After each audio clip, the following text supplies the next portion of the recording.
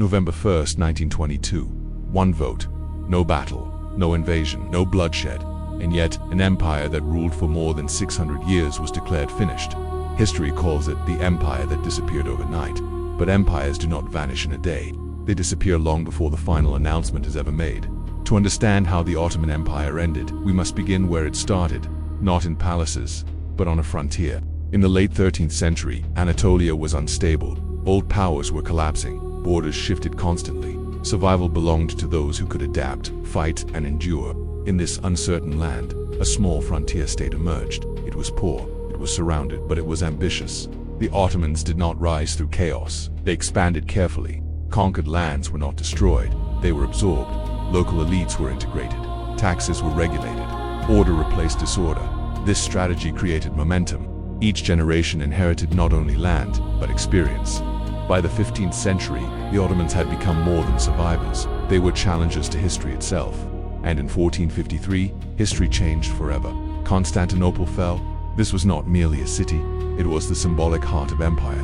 By capturing it, the Ottomans inherited the mantle of imperial rule, Roman, Byzantine, and now Ottoman. The frontier state was gone. An empire had arrived. The strength of the Ottoman Empire did not come from conquest alone, it came from administration. Power was centralized, laws were standardized, religious communities governed themselves under imperial authority. This balance created stability across vast territories.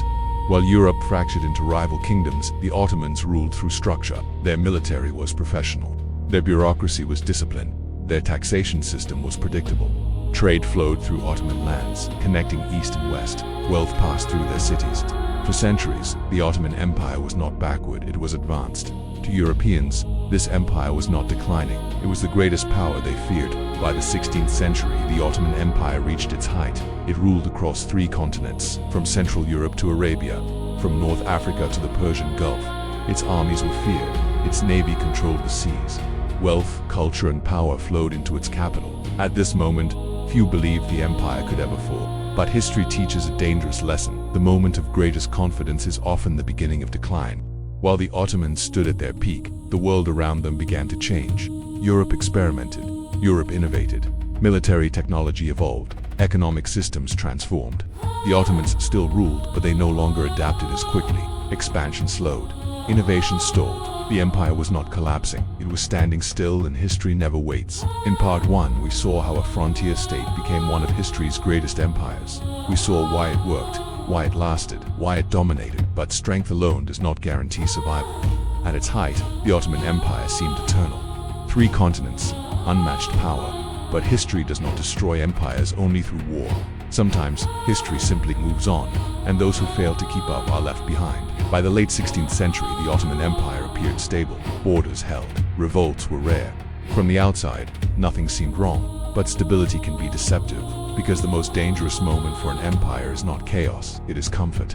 In 1498, a moment occurred far beyond Ottoman borders, a moment that would quietly reshape the world. European ships discovered new sea routes to Asia. For centuries, global trade had passed through Ottoman lands. Now, it did not need to. Wealth no longer flowed through imperial cities. The Ottomans had not lost a war, they had lost relevance. While the empire remained powerful on land, the global economy began bypassing it entirely. As the Ottomans relied on systems that had worked for centuries, Europe experimented. New weapons, new tactics, new economies. The printing press spread ideas. Factories multiplied production. Europe modernized rapidly, not because it was stronger, but because it was desperate to catch up. The Ottomans, by contrast, had no urgency. Their system had worked too well for too long. Innovation slowed, reform was resisted. The empire did not fall behind overnight, it fell behind gradually. So gradually that no single generation noticed. In 1683, the Ottomans stood before Vienna. This was not just another campaign, it was a test of supremacy. And they failed. The defeat outside Vienna did not destroy the empire, but it destroyed something far more important, the myth of invincibility. Europe realized the Ottomans could be beaten. From that moment forward, the balance shifted. The Ottomans no longer dictated history, they reacted to it.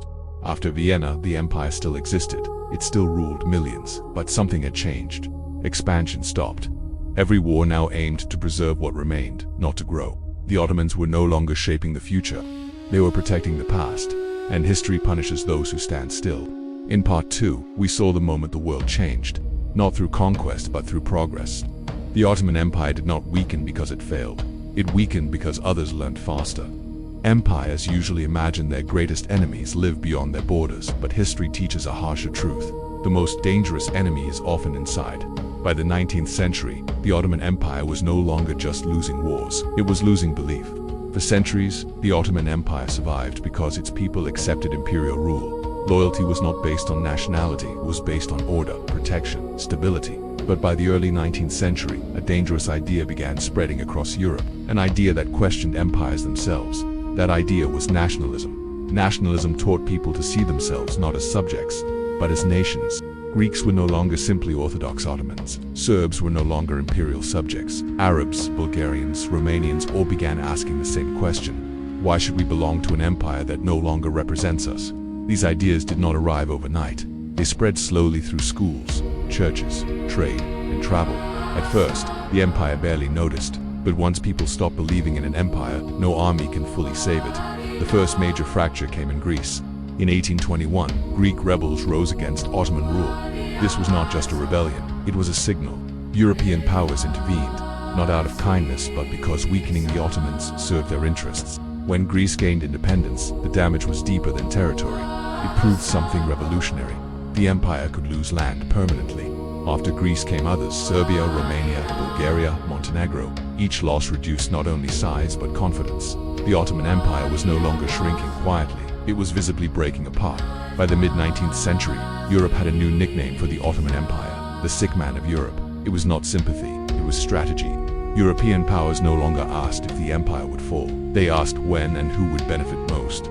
Ottoman weakness became an international competition. Loans were offered with strings attached. Influence replaced invasion. The empire still existed, but it was no longer respected as an equal. The Ottomans were not blind to their decline. They tried to save themselves. New laws were written. The military was reorganized. Railways were built. Schools were modernized, but reform creates enemies. Traditional elites resisted change. Provinces distrusted central authority, and every reform came decades too late. The empire was attempting surgery on a body already failing. In Part 3, the Ottoman Empire did not collapse. Something worse happened. It lost unity, it lost identity, it lost the belief of its own people. By the dawn of the 20th century, the empire was no longer held together by loyalty, only by habit. In the final part, we will see how a single war pushed this fragile empire past the point of no return, and how a vote in 1922 turned centuries of decline into an overnight ending. Empires rarely die the way people expect. The Ottoman Empire did not fall with one final battle. It fell through exhaustion, and when the final moment arrived, there was no explosion, only silence. By the early 20th century, the Ottoman Empire still existed, but barely. Its territory was reduced. Its economy depended on foreign loans. Its people were divided by identity, loyalty, and fear. The empire was no longer strong enough to shape history. It was only strong enough to survive for now. In 1914, Europe descended into total war. Every great power was drawn in.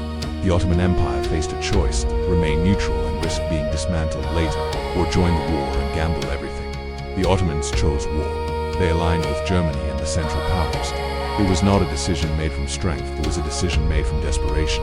The empire hoped that victory would restore respect. Instead, the war would finish what centuries of decline had begun. World War I was unlike anything the Ottomans had faced before. It was not a single campaign. It was a storm everywhere at once. Ottoman soldiers fought in Gallipoli in the Caucasus, in Mesopotamia, in Arabia. At Gallipoli, they achieved the impossible. Against overwhelming force, they held their ground. But victory in one place could not save defeat everywhere else. Supplies ran low. Manpower vanished. Infrastructure collapsed. The empire was fighting a modern industrial war with an exhausted pre-industrial system, and history does not forgive imbalance. In 1916, the unthinkable happened.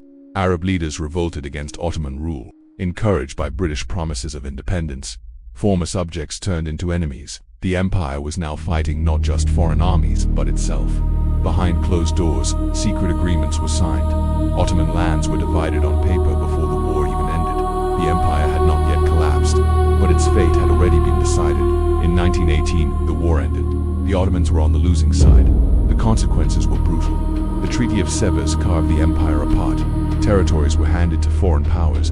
Borders were drawn with no regard for history, culture, or consequence. What remained of the empire was barely recognizable. It was not a state, it was a reminder. Then came the moment history remembers. November 1st, 1922. Inside a government building in Ankara, a vote was taken. The Ottoman Sultanate was abolished. No cannons fired, no walls fell. The last sultan left his capital in exile. 6 centuries of dynastic rule ended, not with a battle, but with decision. The empire did not collapse that day. It had already fallen. This vote merely made it official. The Ottoman Empire did not disappear overnight. It declined for centuries. It fractured from within. It was exhausted by war. What vanished in a single day was only the illusion of permanence.